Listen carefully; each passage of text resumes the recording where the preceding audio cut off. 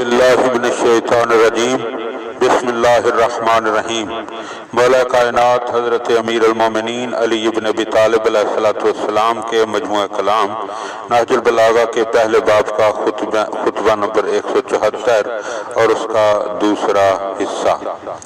फिर ये कि तुम अपने अखलाक को इतवार को पलटने और उन्हें अदलने बदलने से परहेज करो, दो रुखी और मुतलवन मजाजी से बचते रहो और एक ज़ुबान रखो। इंसान को चाहिए कि वो अपनी ज़ुबान को काबू में रखे, इसलिए कि ये अपने मालिक से मुँह जोरी करने वाली है।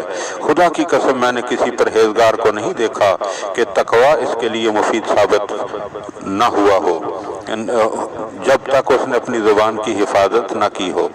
बेशक मोमिन की ज़ुबान उसके दिल के पीछे है और मुनाफिक का दिल इसकी ज़ुबान के पीछे है, क्योंकि मोमिन जब कोई बात कहना चाहता है तो पहले इसे दिल में सोच लेता है। अगर वो अच्छी बात होती है तो उसे जाहिर करता है और अगर बुरी होती है तो उसे पोशीदा ही रहने देता है। और मुनाफिक की ज़ुबान पर जो आता है कह गुजरता है, इसे कुछ खबर नहीं होती कि कौन सी बात इसके हक में मुफीद है और कौन सी बात मुज़र है। रसूलुल्लाह सल्लल्लाहु अलैहि वसल्लम ने फरमाया, किसी बंदे का ईमान उस वक्त तक मुस्तहकम नहीं हो सकता जब तक इसका दिल मुस्तहकम न हो, और दिल उस वक्त तक मुस्तहकम नहीं हो सकता जब तक ज़ुबान मुस्तहकम न हो। लिहाजा तुम में से जिससे ये बन पड़े कि वो अल्लाह के हुजूर में इस तरह पहुंचे कि इसका हाथ मुसलमानों के खून और इनके माल से पाक और साफ हो और उसकी ज़ुबान उनकी आबरू रेजी से महफूज रहे, तो उसे ऐसा ही करना चाहिए। खुदा के बंदो, याद रखो, मोमिन इस साल भी इस चीज़ को हलाल समझता है जिसे पार साल हलाल समझ चुका है, और इस साल भी इस चीज़ को हराम कहता है जिसे गुज़िश्ता साल हराम कह चुका है। और याद रखो कि लोगों की पैदा की हुई बिद्दतें इन चीज़ों को जो खुदा की तरफ से हराम हैं हलाल नहीं कर सकती, बल्कि हलाल वो है जिसे अल्लाह ने हलाल किया है और हराम वो है जिसे अल्लाह ने हराम किया है। तुम तमाम चीज़ों को तजर्बा व आज़माइश से परख चुके हो और पहले लोगों से तुम्हें फिंदो नसीहत भी की जा चुकी है और हक़ व बातिल की मिसालें भी तुम्हारे सामने पेश की जा चुकी हैं और कुछ वाज़ेह हकीकतों की तरफ तुम्हें दावत दी जा चुकी है। अब इस आवाज़ के सुनने से कासिर वही हो सकता है जो वाकई बहरा हो, और इसके देखने से माजूर वही समझा जा सकता है जो अंधा हो और जिसे अल्लाह की आजमाइशों और तजर्बों से फ़ायदा न पहुँचे।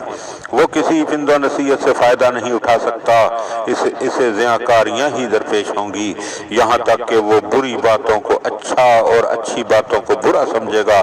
क्योंकि लोग दो किस्म के होते हैं, एक शरीयत के पैरोकार और दूसरे बिद्दत साज कि जिनके पास ना सुन्नत पैगंबर की कोई सनद होती है और ना दलील और बुरहान की रोशनी। बिलाशुबा अल्लाह सुब्हानहू ने किसी को ऐसी नसीहत नहीं की जो इस कुरान के मानद हो, क्योंकि ये अल्लाह की मजबूत रस्सी और अमानतदार वसीला है। इसी में दिल की बहार और इल्म के सरचश्मे हैं और इसी से आईना कल्ब पर जिला होती है। बावजूद के याद रखने वाले गुजर गए और भूल जाने वाले या बुलावे में डालने वाले बाकी रह गए हैं। अब तुम्हारा काम यह है कि भलाई को देखो तो इसे तकवीयत पहुँचाओ और बुराई को देखो तो इससे दामन बचाकर चल दो। इसलिए कि रसूल सल्लल्लाहु अलैहि वसल्लम फरमाया करते थे कि ऐ फर्जंदे आदम, अच्छे काम कर और बुराइयों को छोड़ दे। अगर तूने ऐसा किया तो तू नेक चलन और रास्त रो है। देखो, जुल्म तीन तरह का होता है। एक जुल्म वो जो बख्शा नहीं जाएगा, और दूसरा जुल्म वो कि जिसका मुआखजा छोड़ा नहीं जाएगा, और तीसरा वो जो बख्श दिया जाएगा और इसकी बात पुरस नहीं होगी। लेकिन वो जुल्म जो बख्शा नहीं जाएगा वो अल्लाह के साथ किसी को शरीक ठहराना है, जैसा कि अल्लाह सुब्हानहू का इरशाद है, खुदा इस गुनाह को नहीं बख्शता कि इसके साथ शिर्क किया जाए।